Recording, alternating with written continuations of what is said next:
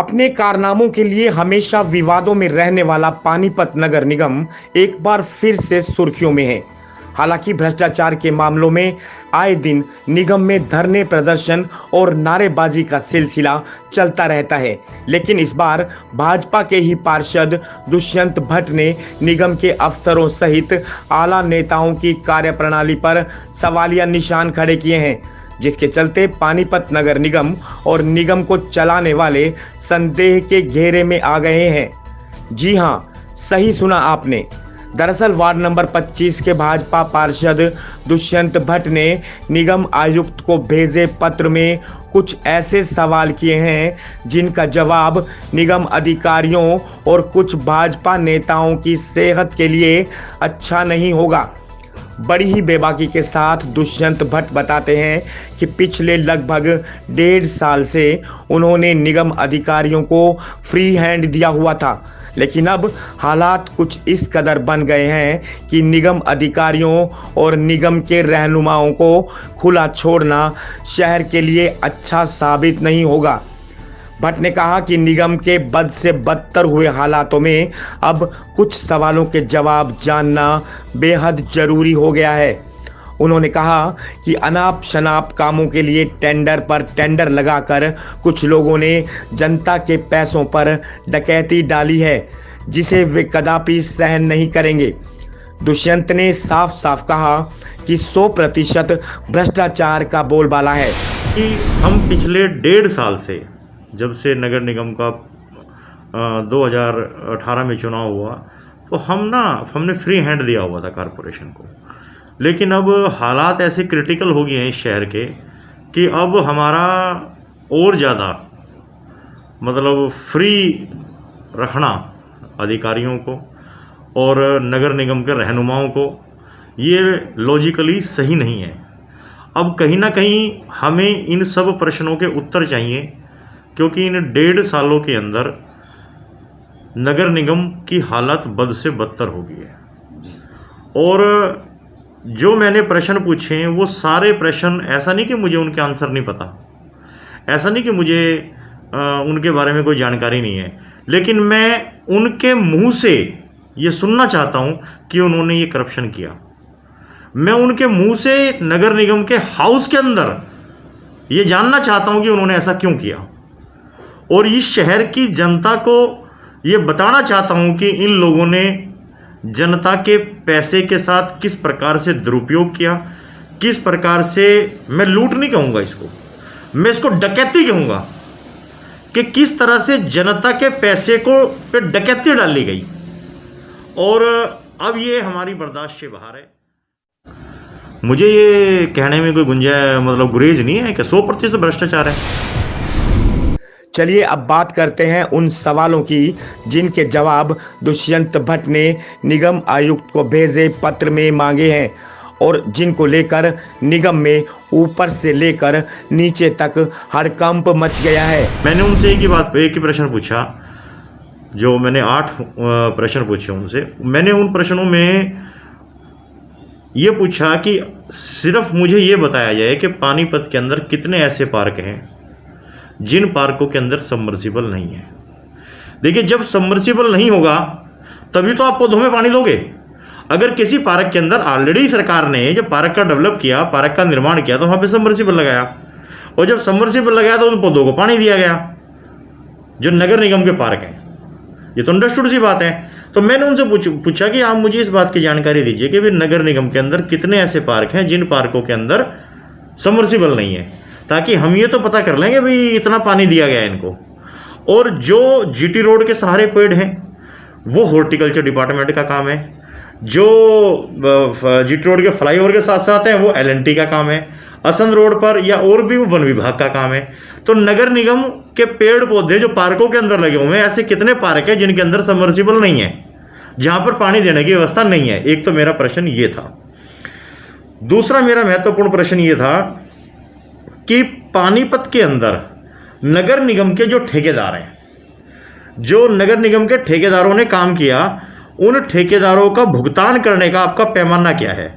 क्योंकि ये क्या करते हैं कि जब नगर निगम के अंदर फंड ही नहीं है, और जब फंड ही नहीं है तो ये उसके टेंडर लगा रहे हैं। जब टेंडर लगा रहे हैं तो टेंडरों में गड़बड़ क्या हो रही है कि काम कर दिया ठेकेदार ने, उसके बिल पेंडिंग है, और जब बिल पेंडिंग है तो ज़्यादा अमाउंट लेके कमीशन खोरी करके उनके बिल पास हो रहे हैं, और जब उनके बिल पास हो रहे हैं तो हालात ये हो रहे हैं कि मतलब जो ज़्यादा पैसे देगा उसका बिल पास हो रहा है, और जो नहीं, कोई क्राइटेरिया ही नहीं है, कोई पैमाना ही नहीं है।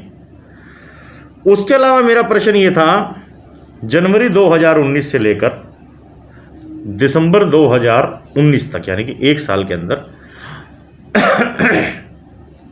आपने हायरिंग चार्जेस के पे कितना पैसा दिया?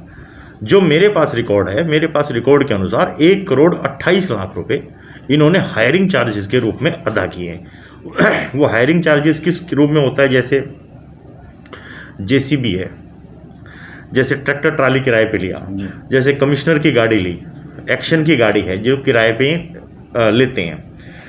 तो आम तौर पे अगर मैं ये भी मान लूँ कि 6 गाड़ियाँ नगर निगम की होंगी ऑफिसर्स की, चाहे वो कमिश्नर होंगे, एक्शन होंगे, एससी होंगे, अगर औसतन 30,000 रुपये गाड़ी का खर्चा है महीने का, या 40 भी लगा लीजिए, तो 6 गाड़ियों का 2.5 लाख रुपए खर्चा आया, और 2.5 लाख का अगर 1 साल का हम लगाएं तो लगभग 24-25 लाख रुपए आता है। इन्होंने 1,28,00,000 रुपए का हायरिंग चार्जेस लगा रखे हैं। Hiring charges in the sense कि इन्होंने इसके अंदर टोटल, जो मेरी अपनी सोच है, जब तक ये भी जांच की आवश्यकता है कि इन्होंने गड़बड़ की हुई है, क्योंकि जेसीबी इनके पास है तो जेसीबी किराए पे की जरूरत नहीं आपको, ट्रैक्टर ट्रालियों की आपने कॉन्ट्रैक्ट दिया हुआ है सफाई का। तो ये जो हायरिंग चार्जेस के नाम पर वो किया हुआ है। फिर मैंने ये पूछा कि पौधों में आपने पानी कितने का दिया? जो मेरे पास जानकारी है वो 42 लाख रुपए की है। वो पौधों में पानी दिया क्या स्विट्जरलैंड का पानी था, डेनमार्क का पानी था, कौन से देश से पानी आया था जो पानी इन पौधों को दिया गया, इतना पानी दे दिया? तो और मेरा सीधा प्रश्न अधिकारियों से ये भी कि ये पानी आपने किसके कहने से दिया, पेड़ पौधों को पानी? तो इस तरह से प्रवीण जी मैंने कुल मिला के 8 प्रश्न पूछे हैं, जिसके अंदर एक विषय और आया कि नेताओं की मिलीभगत से, चाहे उसमें कुछ पॉलिटिकल या छुट भैये लोग होंगे या दलाल टाइप लोग होंगे, उनके योजनाबद्ध तरीके से इस नगर निगम के रेवेन्यू को इतना बड़ा लॉस हो रहा है कि रेजिडेंशियल नक्शे पास करा के वो कॉमर्शियल एक्टिविटी करते हैं। यानी कि नगर निगम को कॉमर्शियल की फीस जो जमा करनी चाहिए वो फीस जमा नहीं होती, रेजिडेंशियल की फीस जमा होती है और उस पर कॉमर्शियल बिल्डिंग बन के तैयार हो जाती है। ये नगर निगम को सीधा सीधा चूना लगाया जा रहा है।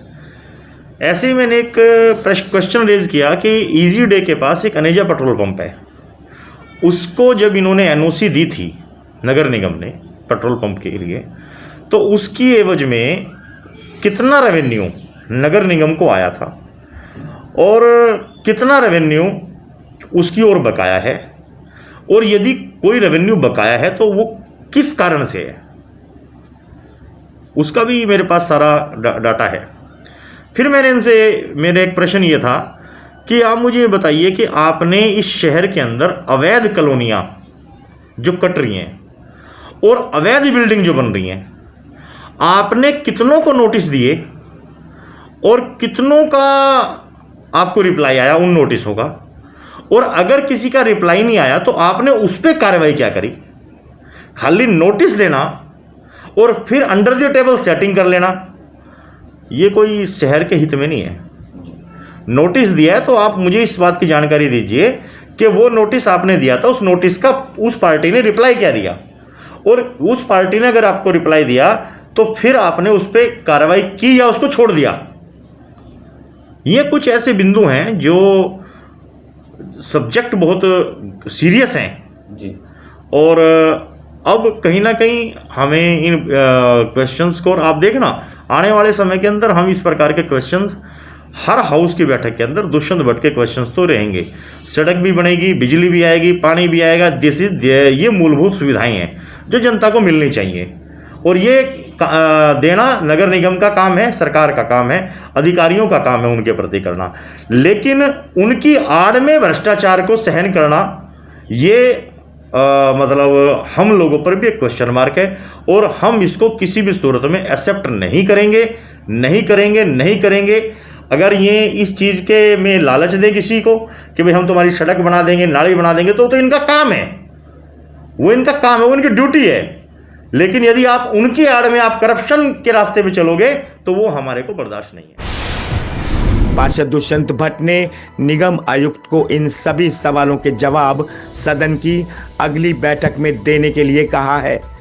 उनका कहना है कि नगर निगम का संविधान उनको इन सभी प्रश्नों का उत्तर जानने का अधिकार देता है, इसलिए अधिकारियों को जवाब देना ही होगा। कि नगर निगम का संविधान मुझे अधिकार देता है। नगर निगम का संविधान की धारा 60 के सब सेक्शन 3 के तहत ये संविधान मुझे ये कहता है कि मैं कोई भी प्रश्न, नगर निगम से संबंधित कोई भी जानकारी हाउस की बैठक में ले सकता हूँ। इस चीज़ का जवाब नगर निगम के अधिकारियों को देना पड़ेगा और इसके लिए मुझे 7 दिन पहले एक नोटिस देना आवश्यक है कि ताकि वो बहाना टाल मटोल ना कर सके। जो एक्ट के अंदर प्रोविज़न है, उस प्रोविज़न के तहत मैंने उनको एक लेटर भेजा कि मुझे हाउस के अंदर इन चीज़ों की जानकारी। अब यह देखना दिलचस्प होगा कि निगम की अगली बैठक कब होगी और इन सवालों के जवाब मिलेंगे या नहीं, और यदि मिलेंगे तो पार्षद उससे कितना संतुष्ट होंगे।